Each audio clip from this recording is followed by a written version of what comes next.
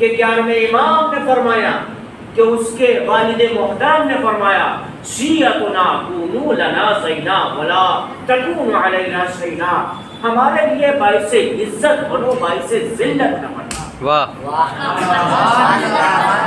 اگر باعث ذلت بنے اور ہمارا معشوق ہم سے ناراض ہو گیا تو ہماری عبادت، ہمارا پڑھنا، ہمارا لکھنا، ہم نے محبت کرنا، ہماری نمازیں، ہماری تمام عبادتیں فضول۔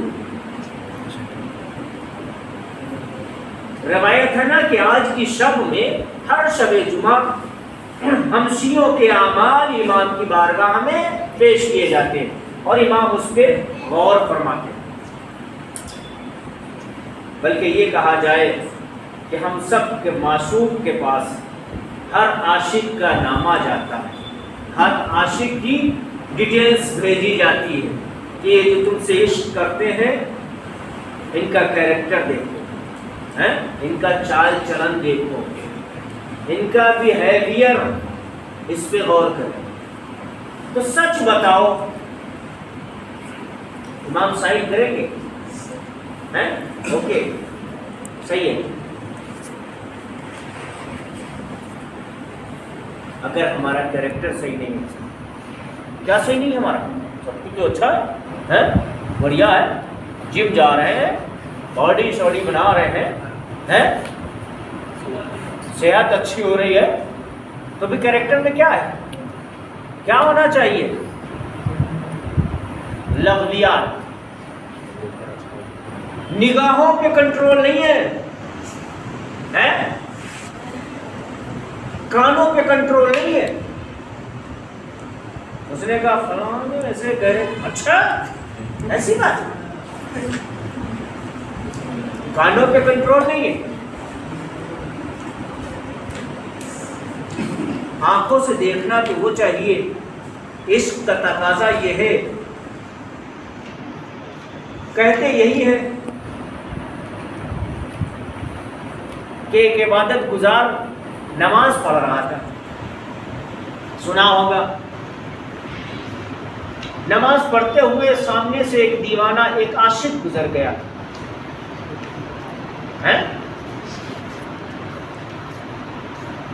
جب ایک دیوانہ گزر گیا جو اپنے معشوق سے عشق کرتا تھا، تو عبادت کرنے والے نے عبادت چھوڑ دی۔ تمہیں شرم نہیں آتی؟ میں اللہ کی عبادت کر رہا ہوں، کس کی عبادت کر رہے ہو؟ دیوانہ بھی ایسی تھا، وہ بھی کسی سے محبت کرتا تھا، میں اپنے محبوب کی عبادت کر رہا تھا۔ ہٹو میاں، ایسے محبوب کا کیا فائدہ ہے کہ جس سے لو لگا کے بیٹھے ہوگی، اس میں کوئی آ جائے وہ محبوب سے ناتا ٹوٹ جائے۔ ہم سے پوچھو ہم کتنی الفت کرتے ہیں۔ یعنی اس نے ذہن کو جھنجھوڑا۔ عبادت کا مطلب کیا ہے؟ عشق کا مطلب کیا ہے؟ وہ کہے یہ کرو تو وہی ہونا چاہیے۔ اس نے کہا کہ شیعتنا کونوا لنا زینا، میرے شیعوں، میرے چاہنے والوں، میرے لور، مجھ سے محبت کرنے والوں، کونوا لنا زینا، میرے لیے صاحب باعث زینت بنو، ولا تکونوا علینا شینا، ہمارے لیے ذلت کا باعث نہ بنو۔ تمہیں دیکھنے کے بعد غیر مذہب کا انسان، غیر عاشق یہ کہے کہ امام حسن عسکری کا چاہنے والا ہے، یہ امام محمد مہدی آخر الزمان کا چاہنے والا ہے۔ اللہم صلی علی محمد وآل محمد۔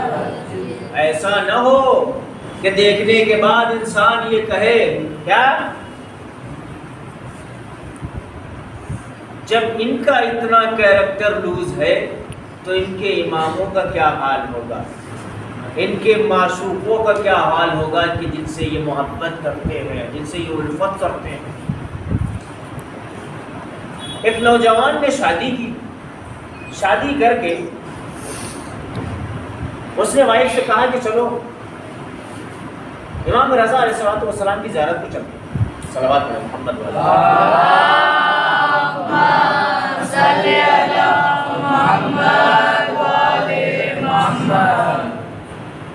تو ایک دن کے بعد فوراً ہی وہ بھی عاشق آل محمد تھی، امام ہشتم کی چاہنے والی تھی. اس نے کہا کہ بسم اللہ، میں تو یہی چاہتی ہوں کہ امام کی زیارت ہو جائے گی. پہنچ گئے، امام کی زیارت کی. اور ظاہر سی بات ہے ایران کی کنڈیشن یہ ہے کہ وہاں سردی زیادہ رہتی ہے، برف باری ہوتی ہے، سرد موسم تھا. اس کی وائف کی طبیعت خراب ہو گئی،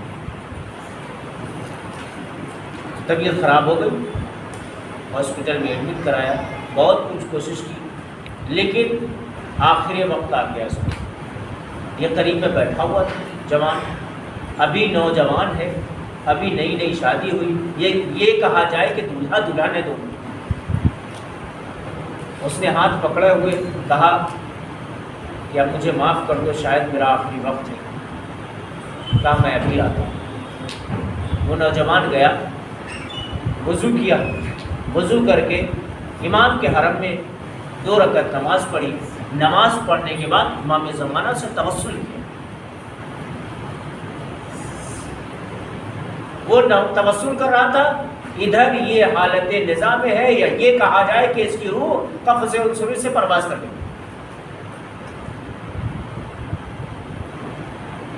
سجدے میں جا کے اس نے گریہ کیا، امام زمانہ سے توسل کیا کہ مولا، امام کی بارگاہ میں آئے تھے، یہاں زیارت کرنے کے لیے آئے تھے، موسم خراب ہو گیا، میری وائف کی طبیعت خراب ہو گئی، مولا آپ میرے کوئی مددگار ہیں.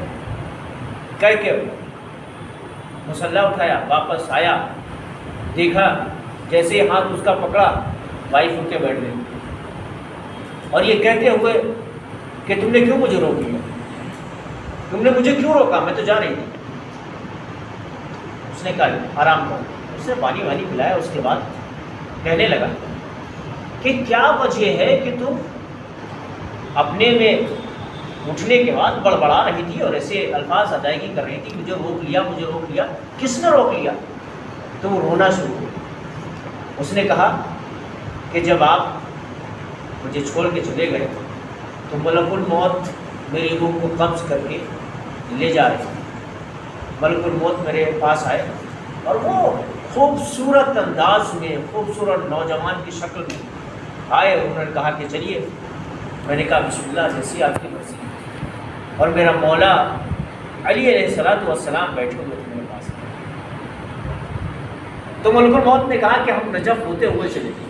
تو میں نے کہا بسم اللہ، میں حاضر ہوں، میں آپ کے ساتھ چل رہی ہوں. ابھی گفتگو ہی ہو رہی تھی، کسی درمیان امام محمد مہدی آخر الزمان علیہ الصلوۃ والسلام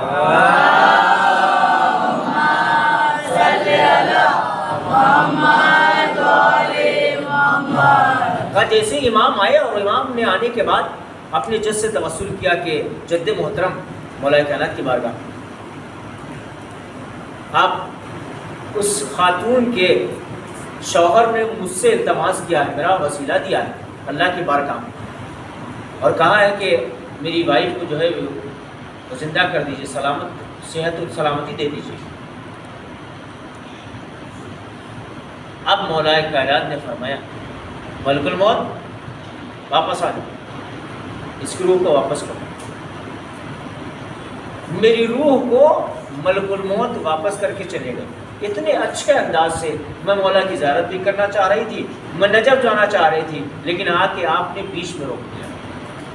تو امام زمانہ علیہ الصلوۃ والسلام وہ ہستی ہے، وہ معشوق ہے کہ ملک الموت سے بھی انسان کی روح کو واپس بلوا سکتے ہیں. ایک صلوات پڑھیں محمد والے.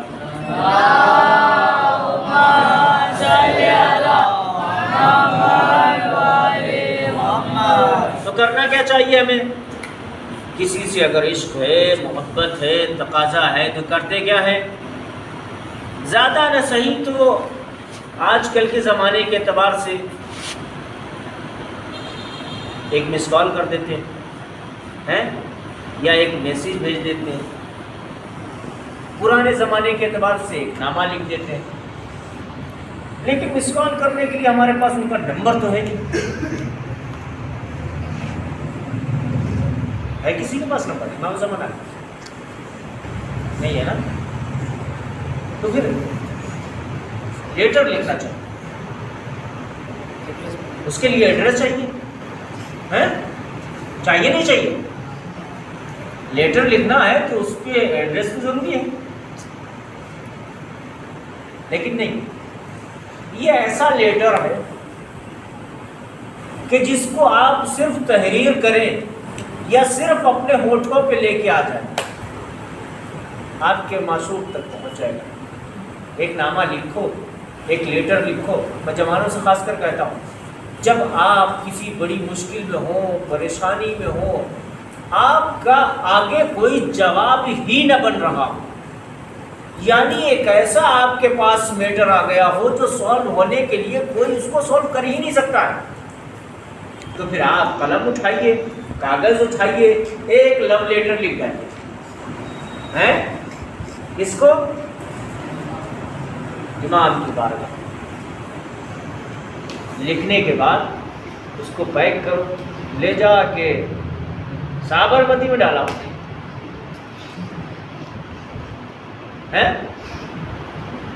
پانی کے حوالے کر کے چلے آؤ، پھر دیکھو تمہارا کام بنتا نہیں بنتا۔ وہ فرماتے ہیں میں تمہیں تمہارے اگر حال پہ چھوڑ دوں تو یہ زمین کھا جائے گی۔ اس کا مطلب یہ ہے کہ 24 گھنٹے ان کا کیمرہ ہمارے اوپر سیٹ ہے یا نہیں ہے؟ تو پھر ہمیں اپنے کیریکٹر پہ غور رکھنا چاہیے، ہمیں نگاہوں پہ کنٹرول رکھنا چاہیے، کانوں پہ کنٹرول رکھنا چاہیے، زبان پہ کنٹرول رکھنا چاہیے۔ میں سنا چکا نا، روز محشر ہر رہا پیدا شود، روز محشر ہر چھپی ہوئی چیز پوشیدہ ہو جائے گی، ہمز خود ہر مجرمی رسوا شود، کیا ہوگا؟ ہر مجرم اپنے آپ سے رسوا ہو جائے گا۔ دست گویت من چنین دزدید ہم، ہاتھ کہیں گے میں نے ایسے ایسے چوری کی تھی۔ لب گویت من چنین پرسید ہم، ہونٹ کہیں گے کہ میں نے ایسے ایسے پوچھا تھا۔ چشم گویت من چنین دید ہم، آنکھ گواہی دے کہ میں نے ایسا ایسا دیکھا تھا۔ گوش گویت من چنین شنید ہم، کان کہیں گے میں نے ایسا ایسا سنا تھا۔ جب حشر کے میدان میں انسان کی کنڈیشن یہ ہوگی کہ زبان پہ تالا ہوگا، باقی تمام اعضاء اس کے بول رہے ہوں، تو وہ وقت آنے سے پہلے انسان اپنی زبان پہ، اپنے کانوں پہ، اپنی آنکھوں پہ کنٹرول کر لے۔ اچھا کبھی سوچا، تصور کرو، بہت انہماک کے ساتھ، اٹینشن کے ساتھ،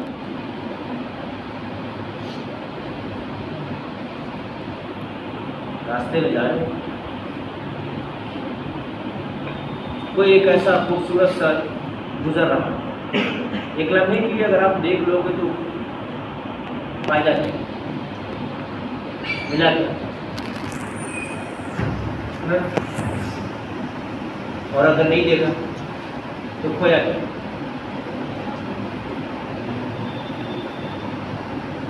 بریانی پکی تھی دوپہر کو، ایگزامپل، دال چاول،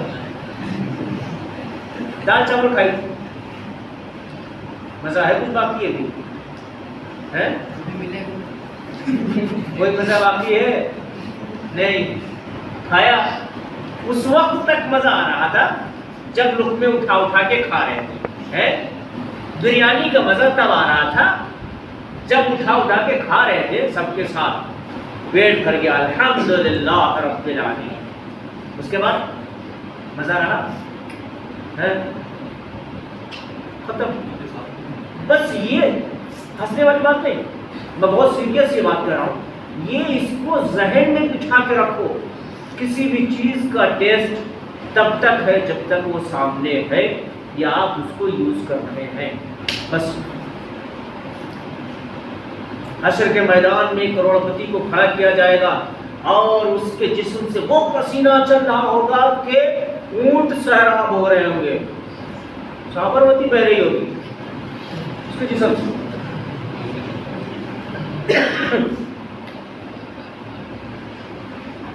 یہ حقیقت، یعنی پانی بہ رہا اتنا حساب و کتاب کی منزل میں ہوگا. وہ کس سے کہے گا؟ اپنے بیٹے سے، بیٹا وہ جو اتنی پراپرٹی چھوڑ کے آئے تھے اتنا سر مجھے دے دو. نہیں نہیں ابا، وہ چھوڑ کے آپ آئے گا نا، وہ آپ کا پرابلم ہے، میرا پرابلم تھوڑی ہے. کٹ مار کے نکل جائے گا. اور ابا کو پورا حساب و کتاب دینا. میرے عزیز بچوں، دنیا الدنیا مزرعۃ الآخرہ، دنیا آخرت کی کھیتی ہے. جو یہاں بو گے وہ وہاں کاٹنا پڑے گا. گیہوں بو گے گیہوں نکلیں گے نا، جو تھوڑی نکلیں گے. شیڑی بو گے تو شیڑی نکلے گی، اس میں گیہوں تھوڑی نکل آئے گا.